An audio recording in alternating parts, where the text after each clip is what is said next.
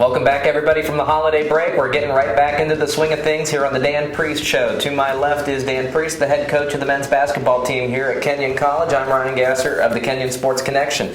Coach, welcome back. And thank you. You certainly put on some miles over the break. You went to New York University for a holiday tournament. We'll just hop right onto that and talk shop first. You opened up with the U.S. Merchant Marine Academy and pulled out a 76-73 win and had one of your better shooting nights of the season, hitting 47% from the field, and even went 5 of 9 from three-point land. How refreshing is it to see, considering the break, considering the miles put on the boys, that they played so well? Yeah, well, it's funny. We gave them a fairly long break. You know, they were off for probably 12 or 15 days of practice. So sometimes you worry about that, but sometimes maybe it's a little overrated. I think the guys came back, pretty refreshed, mentally ready to play, and I think physically ready. So we had a lot of energy. We weren't perfect, but we had a lot of energy. So that was good. Julian shot it really well, so that inflated our 3-point numbers. I don't know if he was 3 for 4 or 4 for 5, something like that. So it helped our numbers. But I was happy. I thought we'd play with a lot of energy because we hadn't played for so long, and we've always given them a fairly long break there over Christmas break because it's such a long season. I think it ends up helping us in the end. But it was a good win for us. It's a good team. We kind of let it slip away a little bit down the stretch, but we hung on enough. Now, looking at those shooting percentages, today Kenyon hasn't exactly shot the ball that well, but is this proof to you that, yes, in fact, you can shoot and you need to keep shooting in order to reach those pinnacles? Sure. Well, I think when you get good shots, you shoot a higher percentage. We say you don't shoot 60%, shoot 40% shots. So I think we got pretty good shots. When we get up to where we're shooting 18 or 23s a game, that's no good for us. So I think if we're staying in that kind of 8 to 15 range, and then we can make 7 or 8 of those, then I think that keeps, because our strength is going to the basket, our strength is scoring down inside. We've had a lot more balance. John Brady didn't score as well this weekend, but he'd been in double figures before that. Brian Comey scored a little bit, so that's our whole key: is can we establish some inside stuff, and we'll shoot a better percentage when we shoot higher percentage shots. The trend, unfortunately, didn't continue in the next day, where you lost 60-44 to host NYU.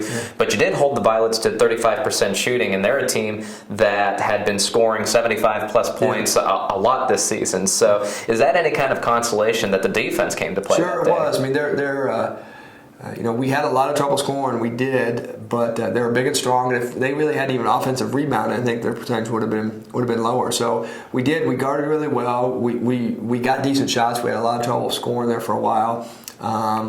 We played some guys off the bench. We had a lineup of maybe only 1 or 2 starters in the game. We made a little run to get back and get tied. So that was good with how we defended. And I just thought maybe we were a little tired. We had to work so hard to guard them that maybe we were a little bit tired of when it came to making shots there. But like I said, we were up 1 with about 8 minutes left. We didn't have enough energy left to finish off. So I was happy with how we guarded. If we could have made a couple shots in the last 8 minutes there, I think we could have had a chance down the end of the game. Now, day 1, the offense came to play. Day 2, the defense stole the spotlight. What needs to happen to make both of the highlights that happened in each of those games come together and stick for the duration of the season? Well, we guarded most about the past 4 games. We've guarded pretty well. We have to rebound, because you can't guard second shots. When people get second shots, and that inflates their shooting percentage. So we have to continue to try and rebound. Like I said, I think we guarded both of the days. For us to be good, we have to have some kind of balance in our attack. We have to score in and we have to score out. Sometimes we rely on just a couple guys and a couple guys going off on their own. So I think that's the whole key for us: is can we keep a little bit of balance there? Can we score in? Can we score out? And get contributions from a lot of guys, and try and score with what we're doing to keep trying to get good shots. All right, and then just kind of dipping away from the basketball area. I mean, you were in New York City. You had to do something, for a little bit of fun. Did you get to do anything? No, it was great for our guys. We had a lot of highlights. Julian's parents had us out to eat. It was fabulous. It was a great place. We had a bunch of Kenyon alums, a bunch of Kenyon current students. Some of our families were there. All of our parents got together one night. We had 3 alums. Multiple alums actually take us out. J.J. Olszewski took us out for dinner one night. Scott Selby and her crew took us out. So it was really neat. Our guys got to go to Ground Zero. They saw a few sites in the city. We practiced at Bucknell. They were fabulous, real gracious host to us. Great Division I arena. We practiced at the Brooklyn Nets place at the Barclays Center. which is where they play their games, and that was pretty good experience, pretty big thrill for our guys. So we got to see enough to kind of part of their whole experience. But we had a huge contingent of Kenyon people, probably over 100, 150 Kenyon people at both nights of our game. So it was almost like a home game for us. So it was a really good experience for our guys on and off the court. Well, good for them, and now they'll get to bring it back home. But before we get into the latter half of the 2014 schedule, go into our off-topic topic. We know that you missed it just as much as everybody else did. Exactly. So this, our question today is, and considering the weather out there, if you could be any animal, what would you be and why? Good question. I guess maybe if I had more thought, maybe I'd change the answer. But I guess I'd be the great white shark, I think. He's kind of the leading predator, gets to eat a lot of fish. That's good. And kind of biggest bass guy in the ocean. So my parents have a place in Outer Banks for all marine biology infatuation. So I'd go with the great white shark. It seems like that might be a little bit of the personality trait too. Just go in there, attack, and get the job done, right? Yes, that's what I'd go with. Getting back into basketball, just talking about the rest of the schedule. From here on out, you're going to be playing a lot of NCAC teams, and you currently sit 3-1 in NCAC play. Do you feel that this is a good spot for you in the team? It is. To be honest, we haven't played the top. I guess the top 4 or 5 teams in our league. We've only played one of them. So those things are going to balance themselves out. We have DePaul's been ranked in our league. We'll play them Saturday. Worcester obviously is 1, 2, or 3 in the country.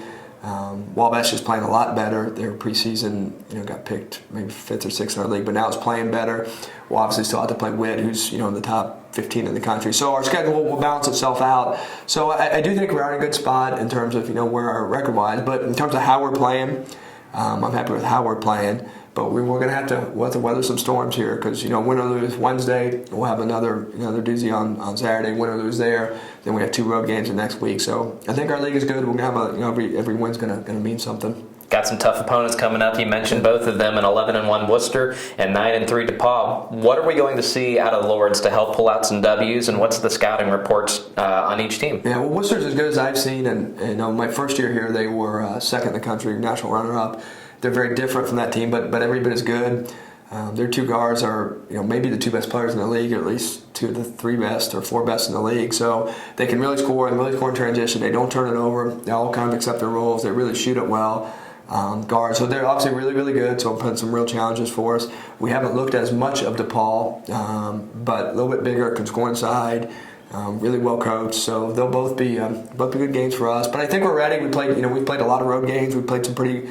This past weekend we played two pretty good teams, and then before that playing Albion, who's 6-5 now, who's good too. So I think we've played 3 pretty good teams in a row to get us ready. So the best part of that, it's all going to be right here at Thompson Arena. So you'll get to see some good teams play some good basketball right here in the friendly confines of the Kenyon Athletic Center. That all begins tonight, Wednesday at 7:30. That'll be against the College of Worcester, and then we'll bring it back here for a doubleheader at Thompson Arena, and we will be playing DePaul. The men will take the court at 3 p.m., and again, that's on Saturday.